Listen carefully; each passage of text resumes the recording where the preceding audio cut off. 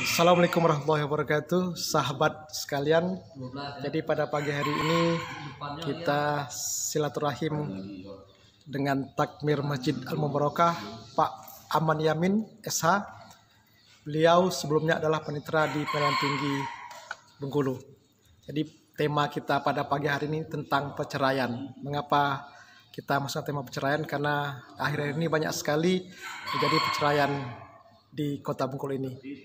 Assalamualaikum Pak Ustadz. Waalaikumsalam warahmatullahi wabarakatuh. Ustadz, tolong jelaskan tentang tema tentang perceraian Ustadz. Bisa jadi mungkin ada hal-hal mungkin yang tidak diketahui oleh pasangan-pasangan suami istri, mengapa mereka bercerai. Silakan Ustadz. Perceraian itu adalah merupakan pintu keluar, artinya pintu darurat dari hubungan rumah tangga. Itu pekerjaan yang boleh akan tetapi dibenci oleh Allah Subhanahu wa taala, perceraian itu. Jadi kalau sebuah rumah tangga yang tidak bisa lagi dipertahankan, maka pintu daruratnya adalah perceraian. Kalau bisa dipertahankan, memang menurut ajaran agama kita bahwa pertama, salah seorang yang tidak diingini itu artinya yang tidak sependapat itu pertama kali terutama istri itu dinasehati terlebih dahulu. Dinasehati dengan kata-kata, kemudian tidak juga menurut dengan kata-kata, kita boleh pisah ranjang. Pisah ranjang artinya tidak tidur dalam satu kamar sama istri.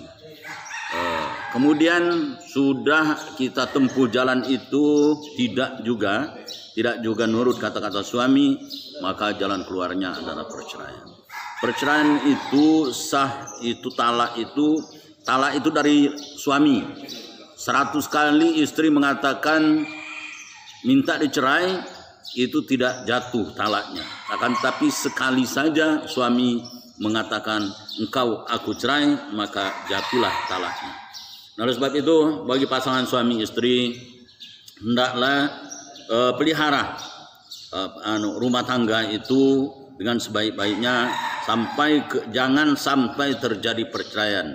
Kalau sudah terjadi perceraian banyak sekali korbannya, terutama kita sendiri, yang kedua anak-anak dan keluarga besar kita. Tetapi andai kata rumah tangga itu sudah tidak bisa lagi dipertahankan, maka jalan keluarnya adalah perceraian. Perceraian yang di bawah tangan artinya tidak melalui pengadilan agama, itu tidak dianggap oleh negara itu perceraian karena buktinya tidak ada. Nah, kalau dia mau menikah lagi tidak bisa dinikahkan karena dia pernah berkeluarga, sementara dia tidak sejalan lagi umpama dengan istrinya, terus dia mau nikah, itu tidak bisa dinikahkan lagi. Sebab di dalam pernikahan itu ada statusnya harus lengkap. Sudah bersuami atau sudah beristri atau belum, itu ditanya oleh petugas pencatat pernikahan itu. Kalau misalkan sudah pernah berkeluarga tetapi tidak sejalan dengan keluarga, kalau dikatakan mati ada bukti matinya yang dikeluarkan oleh kepala desa atau lurah, bukti kematian. Kemudian kalau memang dicerai, itu ada kartu kuning yang dikeluarkan dari pengadilan agama.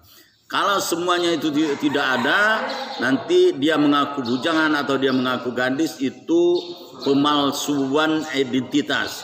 Kalau pemalsuan identitas itu hukum pelanggaran hukum pidana, itu bisa dituntut lewat pidana. Nah, sekarang banyak terjadi di negara kita ini, ada orang sudah bercerai, terus dia pergi ke tempat lain, dia mau nikah lagi, dia memalsukan identitas sehingga dinikahkanlah dia di situ. Kalau istri yang ditinggalkannya itu tahu, dia boleh menuntut secara pidana, melapor dengan polisi bahwa suaminya nikah lagi tanpa seizin dia. Itu adalah penyelundupan hukum atau poligami liar itu namanya. Terus untuk melaporkan kepada polisi, kita terlebih dahulu harus mempunyai data-data yang konkret.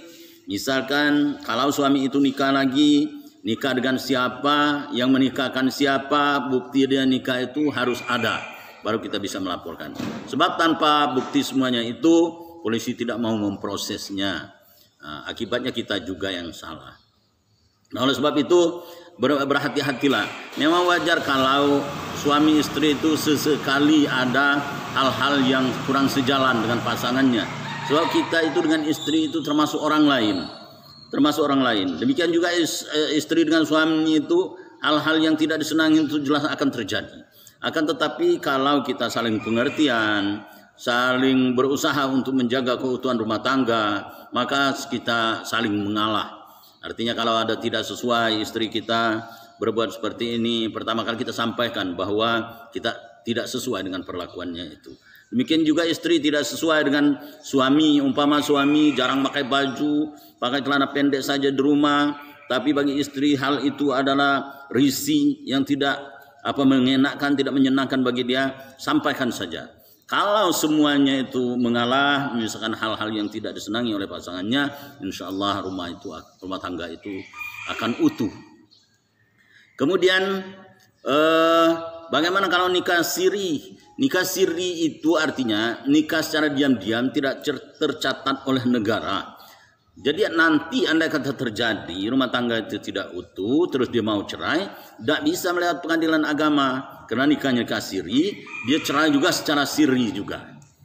Sebab mau cerai di pengadilan agama itu syaratnya pertama KTP. KTP itu adalah identitas. Yang kedua yaitu buku nikah. Kalau tidak ada buku nikah, itu tidak bisa diproses di pengadilan agama. Kalau untuk diproses di pengadilan agama juga tanpa buku nikah, dia harus isbat nikah dulu. Jadi dua perkara jadinya. Pertama ajukan isbat nikah, penetapan nikah, tentu dengan saksi-saksi pernikahannya, karena tidak ada buku nikah. Nah, setelah nanti diproses oleh pengadilan agama isbat nikahnya, baru dia bisa mengajukan perceraiannya berdasarkan vonis pengadilan agama tentang isbat nikah. Nah, itu proses-proses tentang perceraian. Kemudian kalau memang sudah tidak bisa lagi dinasihati, tidak bisa lagi diatur, sudah tidak bisa lagi, itu jangan didiamkan saja. Artinya jangan ditahan-tahankan, sebab kalau ditahankan itu menyebabkan penyakit. Kemudian kalau selama ini dirahasiakan, akhirnya ketahuan dan terbongkar oleh anak-anak, menyebabkan anak-anak juga dia akan stres melihat keadaan orang tuanya seperti itu. Nah, oleh sebab itu cepat-cepat diselesaikan. Kalau belum melewati pengadilan agama, terutama kita cari orang tua yang dituakan, kita minta nasihati, yang kira-kira nasihatnya dapat didengar, yang dapat dipercaya.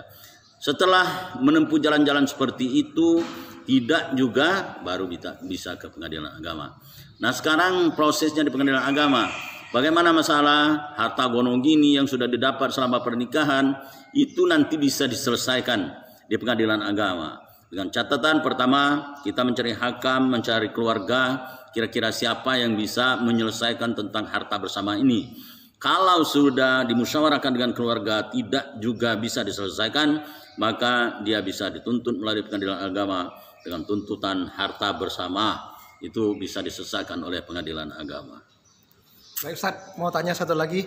Misalnya ada seorang suami yang terlanjur menyampaikan kalimat saya talak satu. Kemudian berikutnya mungkin setelah ini balik lagi talak dua. Itu bagaimana mekanisme talak itu Ustaz? Misalnya dia sudah tersebut talak satu, kemudian kapan talak satu ini misalnya dia sudah sah lagi suami istri. Begitu juga seterusnya sampai terakhir talak tiga. Ya. Jadi masalah talak itu dari suami jangan pernah sekali-kali mengatakan saya tolak kamu atau saya kembalikan kamu kepada orang tua. Itu mengakibatkan jatuhnya talak. Untuk bisa kita berhubungan lagi suami istri dengan istri itu kita harus rujuk lagi. Bagaimana cara merujuknya? Kita menyatakan diri bahwa kita akan mengulang lagi berkeluarga sama dia, disaksikan oleh orang lain, sehingga itu boleh. Itu dinamakan rujuk. Rujuk itu artinya kembali. Nah, pertama dia menyatakan tolak satu, dicetuskannya tolak satu, kemudian dia rujuk lagi, terus seiring lagi, sejalan lagi, serumah lagi, kemudian cekcok lagi, terus dia mengatakan dia tolak kamu, saya tolak 2 kali, gitu. Maka tidak boleh lagi dia nikah dengan perempuan ini, tidak boleh lagi dia rujuk dengan perempuan tersebut karena dia sudah talak 3, sudah jatuh 3. Masalah talak 3 ini berbeda pendapat ulama. Jadi walaupun 100 kali laki-laki itu menyebutkan tolak pada istrinya, kalau dibawa pengadilan agama, dia tetap dijatuhkan dengan tolak 1 oleh pengadilan agama. Karena berbeda pendapat para ulama bahwa talak itu boleh disebutkan 1, kemudian rujuk lagi, kemudian setelah rujuk cerai lagi 2 kali lagi dia nolak, jatuh 3 kali. Atau pendapat ulama boleh melaksanakan tolak itu 3 kali sekaligus. Kamu saya tolak dengan 1, 2, 3, itu jatuh tolak 3. Kalau sudah tolak 3, tidak boleh lagi menikah dengan perempuan tersebut. Ya. Baik, terima kasih Ustadz. Jadi semoga kita suami istri bisa menjadi keluarga yang sakinah mawaddah warahmah.